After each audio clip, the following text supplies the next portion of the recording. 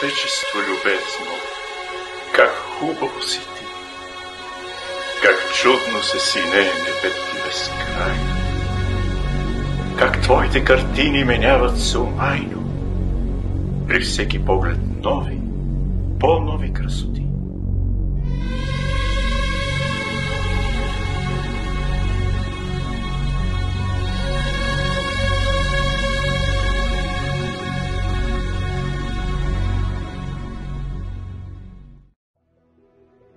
С какво ще ви впечатли Перник, ще се запитате. Какво толкова ще видя тук? Ами нека ви убедим в противното. Може би не сте си давали сметка колко богата история има този град. Тези земи са били населявани още 5 век преди Христа. Познати за местните били като Пероникът, Переник или Димитрово. А днес Перник. За цар Борис Перник е черният бисер на хубавата българска земя. Нека не забравяме и част от рекордите на Перник.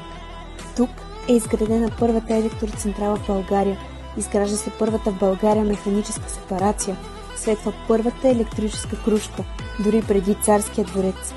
В мините се въвежда за първи път в страната 8-часов работен ден, а пък жилищният квартал Твърди ливади е първият планиран работнически квартал в България.